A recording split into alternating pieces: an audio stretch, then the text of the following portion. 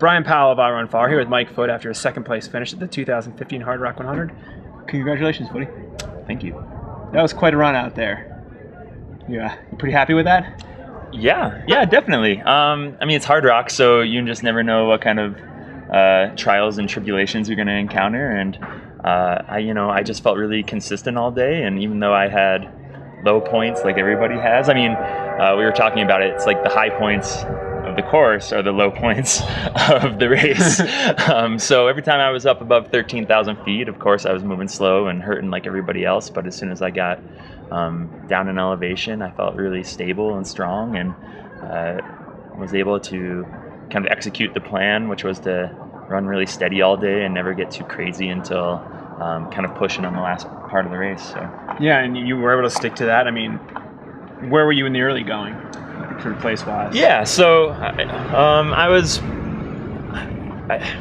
probably in like the top 10 at Cunningham, and then moved my way up into 5th, and then by Grouse, I actually went from 3rd to 2nd, passing Adam Campbell just outside of Grouse up just Engineer mile Pass. 42. Were you expecting to be in 2nd that early on? Because it doesn't seem like that still seems pretty aggressive for you. It does, yeah. I actually, if I was going by place, I would have felt like, oh gosh, maybe I shouldn't be here already. But as far as effort went, I felt very conservative and felt like I was running within myself. And so I kind of tried to trust that more than the numbers of time or the numbers of place. And I felt fine and just kept plugging along. And you were talking about your low points. Were there any besides the elevation? Not really. I was pretty tired going up Camp Bird Road.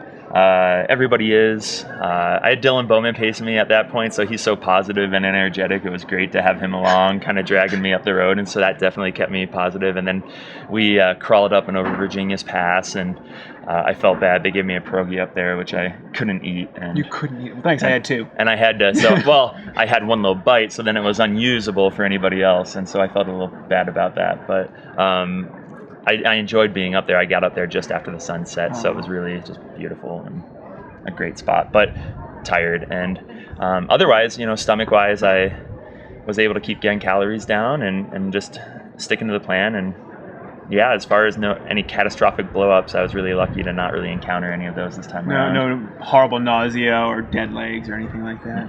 No. That's awesome. So there must have been some highlights along the course. And there's a race like this.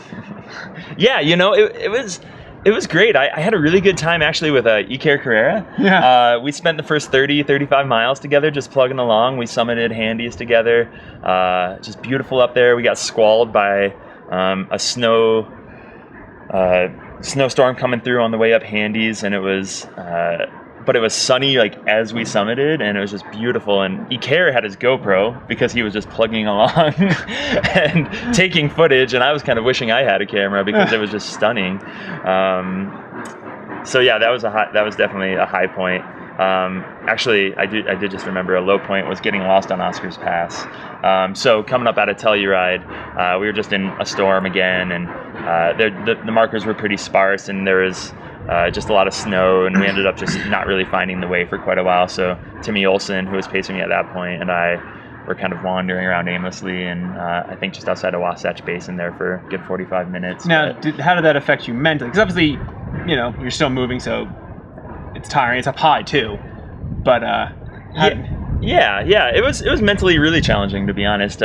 I had a lead on top of like Adam Campbell and Troy Howard and Chris Price by about half an hour or so, and as Timmy and I were wandering around the basin, they just continued to like come up into the basin with us. It's like drip. It's filling up. It was like everybody was in the basin looking for the way to go, and so it was like these parties of headlamps all over in other directions, like screaming at each other, trying to figure out which way to go. And then Adam Campbell's pacer, Amory, she found the way and gave us a holler, and I was really appreciative of that. And we all kind of got back on the right route finally. But it was a lot of time and energy wasted, and I got pretty cold up there because we had stopped kind of moving with purpose at that point. But once we got down to Chapman, I just made the mental note to not care anymore about that and just continue to run my own race, and I was able to kind of put in a good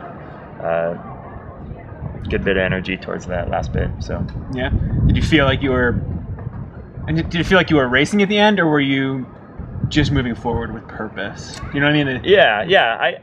I definitely was channeling a little bit of my frustrations of getting lost on the climb out of Chapman up to Grant Swamp. So yeah, I was definitely wanting to move hard and create a gap and all of that, and was able to do that and hold it throughout. So you've run Hardrock before.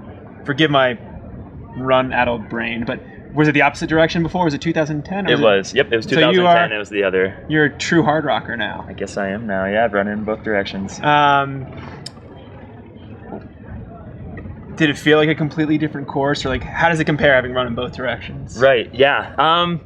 It does feel like a different course. I definitely enjoyed doing it this direction because I get to see some sections in the daylight, which I hadn't last time. I will say the last 3 or 4 climbs are just brutal.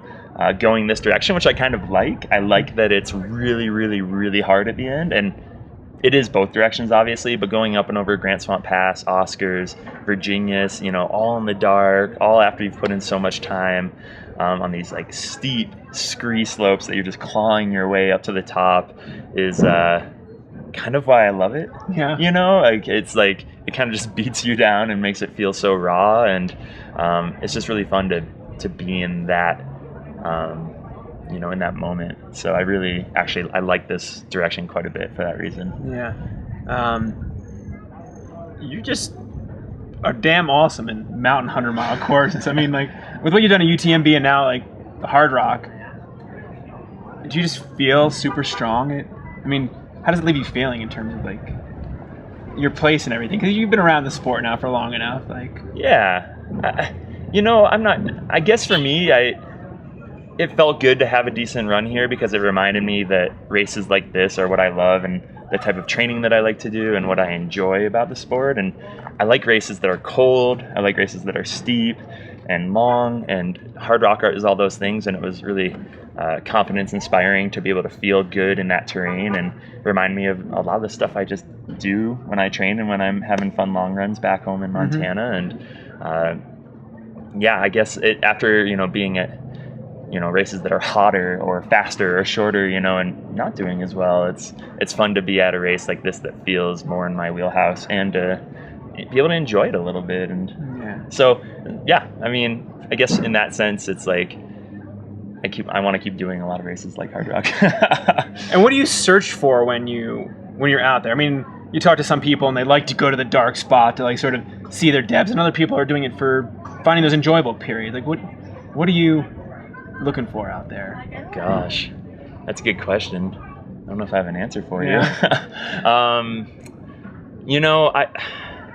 I like to see what I've got on any given day, like a lot of people when they're competitive, and it's definitely, you put a lot of time in, you make a lot of sacrifices, you want to see what you're capable of, and it's just a mixture of all those things. Like, as much as I want to go to my dark place, I also really love sharing those moments with people, and like spending time with North Face teammates Dylan Bowman, Timmy Olsen, like to have them there, like, and seeing the excitement they had and just wanting to give me all their energy was a really cool experience that I don't get to have much. I haven't had a pacer in 4 years because I always run UTMB and we don't have pacers. So to like have a pacer was a really cool experience and something that was actually more valuable than I had kind of expected. Like after the fact, it's like, of course that was amazing, but there's all sorts of ingredients that really bring a lot of value to the experience for me. So, and in terms of pacing, I mean, obviously it does help to have somebody with you for navigation, for reminders, that sort of thing. But did it feel like was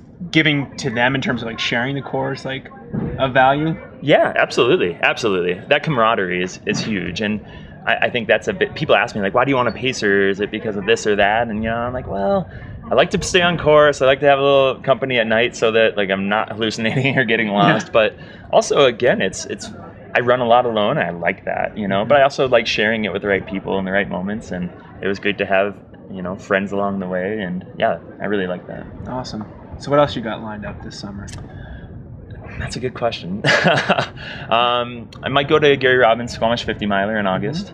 And then the kind of month around the Rut Mountain runs kind of saps a lot of my time, energy, and focus. Yeah, so just understandably organizing that will be a big part of the rest of my summer. And then Mike Wolf and I have a fun fun adventure project coming up, Post-Rut. A little 500-mile jaunt in our backyard, which we're scheming right now.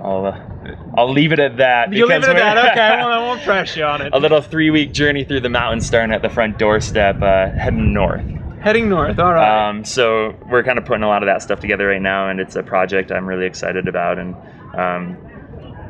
we're kind of putting the pieces together right now. So I'll leave it at that, but I'm sure I'll tell you more soon. All right. Well, congratulations on a great run here, Foote, and see you soon. Thanks, Brian.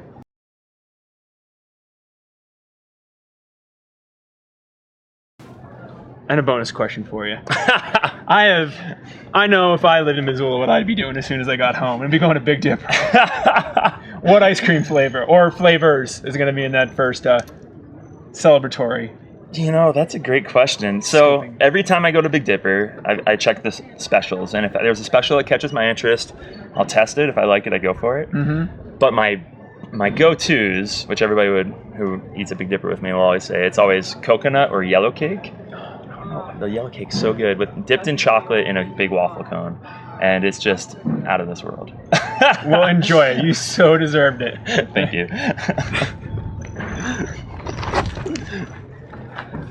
Oh.